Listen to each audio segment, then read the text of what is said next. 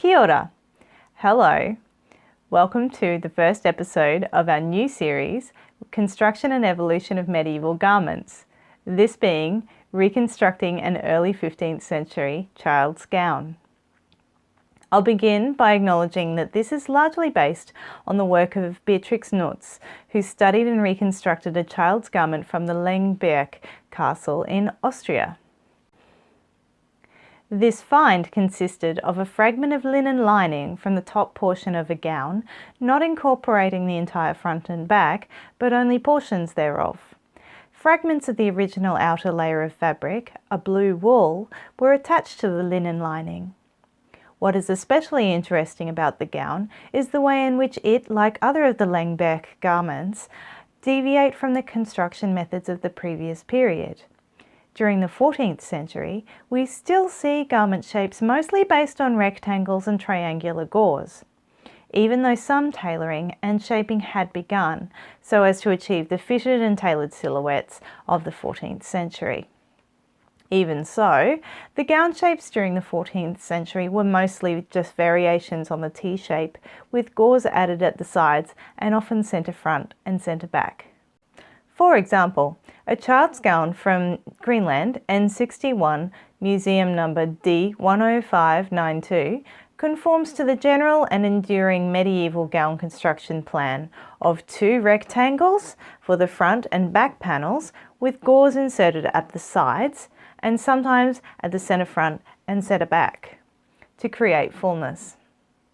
This general plan seems to be the template for other gowns in the 14th and previous centuries.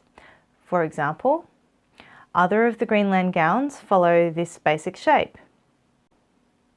We also see this shape in men's gowns of the early and high Middle Ages, such as the Skjoldham tunic of 10th or 11th century Norway, the Söderköping tunic of the 1230s in Sweden.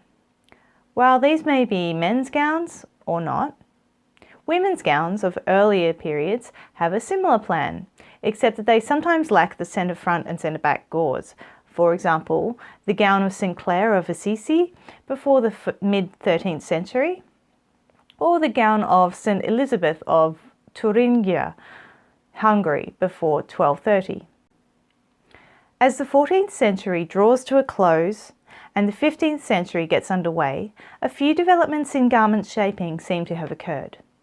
One of these is the construction of the sleeve head in a grande assiette, or big plate method. This makes the arm-side or armhole very large and increases the size of the sleeve head by adding triangular gauze to it. The sleeve head then becomes shaped more and more like a circle or plate and can even be thought of as a wide funnel shape. This can be seen in the Charles de Bois pourpoint, the Moybog gown, the Greenland gown N58, and perhaps more controversially, the Golden Uppsala gown of Queen Margareta, or possibly belonging to her daughter-in-law, Philippa of England, who lived from 1394 to 1430. Considering the silhouettes fashionable at the time that gown was most likely produced, I think it has most likely not been remodelled at a later date. I tend towards scepticism at Tasha Kelly McGann's assertion that the dress was remodelled at a later date, but that could perhaps be a video all of its own. The grande assiette sleeve construction offers fitted tailoring and free movement of the arm without the need for stretchy fabric. The other development was that the former method of tailoring gowns and garments in general, from squares and sections of squares only, was now expanded to include sections of a circle. We see this kind of new construction method in garments from Lengberg Castle, such as a gown fragment that drapes sections of a circle over each breast, suspended from a yoke at the neck. We also see it in the new shapes of men's gowns of the 15th century, exemplified by the Giornea of Diego Cavaniglia from 1481. This emerged alongside the excessive use of superfluous cloth in the fashions of the late 14th and early 15th century, such as in the houppelande. The previous method of cutting did not readily offer as much fullness as could tailoring in the round.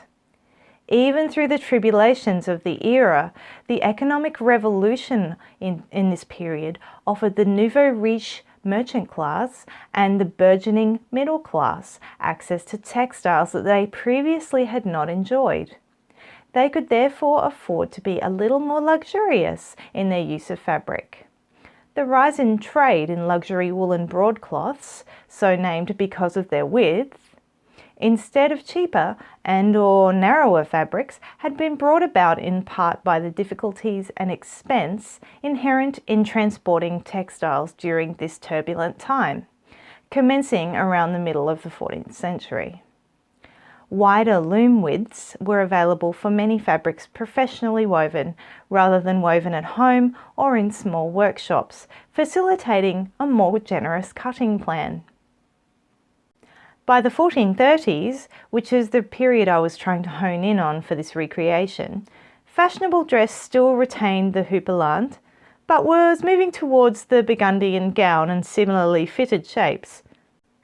These gown shapes retained the full skirts and some of the same rich fabrics of the houppelande, particularly the rich luxury woolen broadcloth, a fulled woolen fabric with a teaseled napped surface. Although there is quite a lot of visual information available for fashions of the mid-15th century and later, especially for women, there is not a lot of imagery available of little girls of the 1430s. Those I could find showed gown styles fairly fitted at the bodice and sleeves and a keyhole or round front neckline. Also usually present was a long train at the back and contrast lining. This was consistent with the find from Lengberg Castle, dated at or before 1472 to 1513, perhaps between 1419 and 1480. Having examined the work of Beatrix Nutz on this garment, and the link is below, I came up with my best guess at the cutting plan based on their work. The back bodice and skirt seems to be largely made up of one piece of fabric, of almost a whole circle, cut extremely cleverly so that most of the value of that circle is rotated into the space of just 90 degrees. This creates an area of gathers at the centre back waist, which has been carefully cut and then pleated as one with the lining and held in place with hand stitching. This also creates an extremely full back skirt section. There are back shoulder straps that seem to have been cut all together with the skirt. The front bodice and skirt seems to consist of two main pieces: a yoke with a curved seam, and suspended from it what appears to be a piece of fabric of approximately a quarter circle or more, where the corner of the quarter circle is rounded off and inserted into the curved yoke seam, so that the centre front sits on the bias. It may also be two sections of a circle, as just described, but set slightly off grain to each other and joined with the centre front seam. Altogether, the total effect is that the upper bodice area around the chest and shoulders is fitted, and the total value of the fullness of the dress when laid out flat was possibly about 360 to 450 degrees. This is in contrast to some garments I have analysed from the late 14th century, which seem to have a total fullness of about 140 to 180 degrees, such as Greenland gown N42 and houppelande of John of Görlitz. In constructing my recreation, I only had a limited amount of suitable fabric available, and so could not cut the dress out as I'd hoped. I instead opted to cut out both the front and back dress panels as quarter circles, having to omit the front yoke, using just the corner of the fabric to construct the front neck and shoulder area instead. I also had to make the back shoulder straps much shorter than the original fragment, which were later supplemented by small strips cut from elsewhere. Here is a plan of my cutting layout on the wool outer fabric I used. This cutting plan ended up giving just enough fabric to have a long hem and long semi-fitted sleeves with large triangular gauze, such as may have been used in a dress of this period. These were loosely based on sleeves from one of the Greenland gowns, basically a tapered rectangle with a curved top, just adding a triangular gore. This is consistent with the reconstruction by Beatrix Nutz, but also it's comparable with contemporary art. So although the original dress fragments did not include sleeves, I felt confident in using this style of sleeve in a garment of this type. The armholes of my reconstruction were, by necessity, made up of curves cut into the sides of the quarter circles. The original appears to have had very large armholes that were long and shallow at the front and wide and deep at the back. This is similar to the Charles de Bois pourpoint and the Moybog gown, whose back armhole seams somewhat align with the shoulder blades. You can read more about how the armholes were constructed in Beatrix Nutz's report, which I have linked below. The bodice outer layer, made of pure wool, tabby weave brushed flannel, and the bodice lining in a coloured tabby weave linen, exactly the same as the dress I'm wearing, were assembled separately on the sewing machine using 100% cotton thread.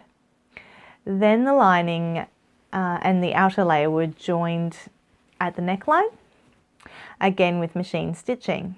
The sleeves were each assembled by making outers and linings separately first, and then attaching those together at the cuffs or by machine. Once the sleeves and the gown bodice were constructed and turned through, they were all joined together at the armholes. That means the linings and outers were treated as one. Once the main construction seams were thus completed, all the seams were felled by hand with linen thread. And you can see all the little dots there along the seams, showing you where that was felled.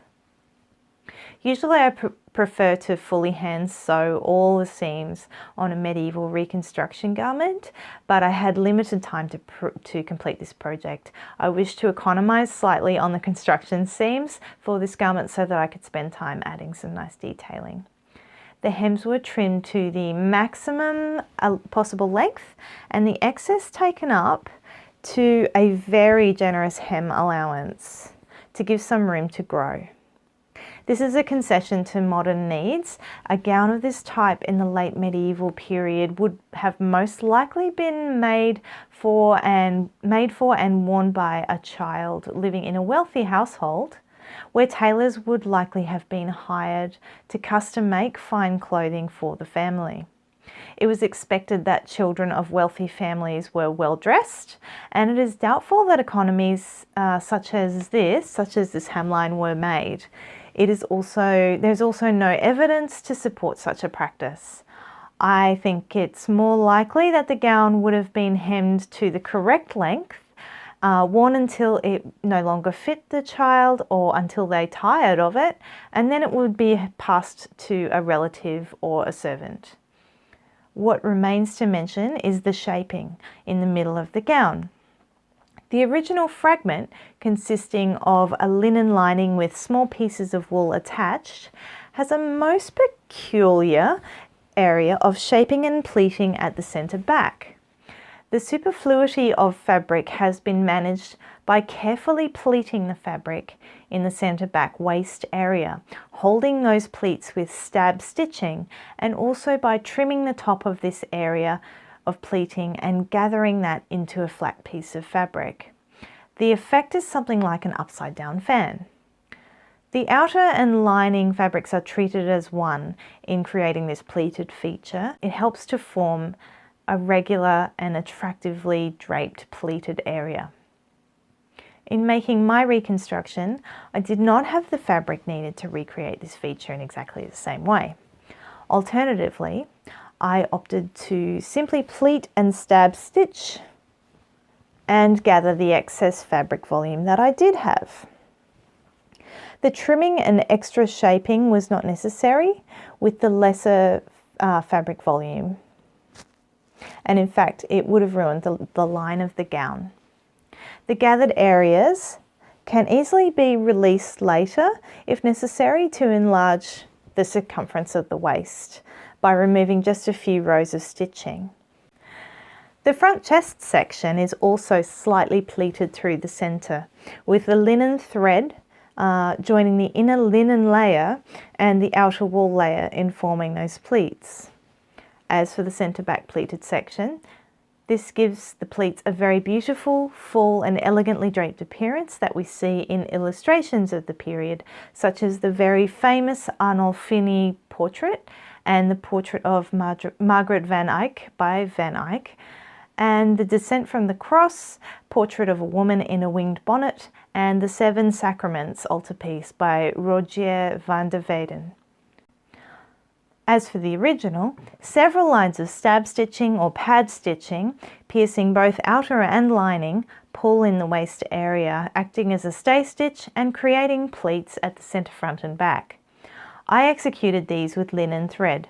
This is a really nice detail as it tailors the gown to a smaller size and can be removed later to accommodate a growing child.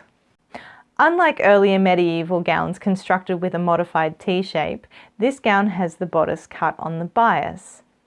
The drape is exceptional, and tricks like inserting rows of stab stitching that are acting as stay stitches are now made both relevant and possible. The shaping of this gown makes sense as being the inheritor of the advances made in tailoring during the late 14th and early 15th century in constructing the fashionable houppelans of that period. Those also do not appear to have been constructed in the same way as previous medieval gowns, but were possibly also cut as sections of a circle. To complete my reconstruction, I handmade brass wire eyelets and a woolen tablet woven lacing cord to fasten the neckline and the cuffs. You can learn how to weave a similar cord in our video How to Weave a Paternoster. You may notice that I did not make the neckline of my reconstruction as deep as the neckline of the original. This was a deliberate choice and another concession to suit the recipient, as they're living in a cold climate and I was unsure whether they would wear an historical or a civilian undergarment. I have not made a child's garment before, so before beginning, it was really important to try and get measurements correct. Doing this during lockdown, and as a surprise for some friends, with no access to a child fit model, meant spending a few hours researching children's average clothing measurements and estimating height and size according to age. It will be interesting to see whether the garment fits. My aim was to make it slightly too big in the short term, with room to alter it once it has eventually become too small. Did I succeed in doing what I set out to do? Yes, perhaps, hopefully. Well, although there were definitely things that I would have preferred were different, such as not having enough fabric to make a faithful reproduction, using some machine stitching, and also not having silk yarn for the lacing cord. Yes, I think so. My aim was to make a nice, serviceable and pretty gown for our friend's child to wear to medieval events where they reenact knightly class from the early 15th century. The proof will be if it gets some wear. Did I make a historically accurate gown? No, but also sort of. I feel as though, in the main, the gown has a certain degree of historical accuracy. I've done my best to hold to the historical tailoring methods and materials, using appropriate primary sources as my cue for almost all of the construction decisions. However, in my opinion, there are too many concessions to modern demands to make this a truly historically accurate reproduction. It is also evident from the few extant examples we have, such as the Moybog dress, the Uppsala golden gown, and the Greenland gown fragment N58, that there is a lot of variation between garment tailoring, and that to gain a good understanding of and to follow the principles of garment construction for a certain period is perhaps a way to get close to how historical tailors created their garments. It is my belief that in doing so, we must acknowledge where we are making leaps of faith and examine what we know and what we are assuming. The original fragment upon which this gown is based shows the evolution from the traditional shaping of the medieval gown into new shapes and construction techniques of the late medieval and early Renaissance. It, along with other fragments and garments, helps build a coherent continuum of developments and is well worth examination. In conclusion, I would like to give a shout out to our friends at All Fired Up, link in bio, who recently and very kindly helped me out with some very important personal business. Go check out their YouTube channel at All Fire Up NZ for some great armouring how-tos, some excellent DIY content, and some of their HMB footage. Please feel free to like, share and subscribe, and share your own historical fashion evolution point of view and experience in the comments.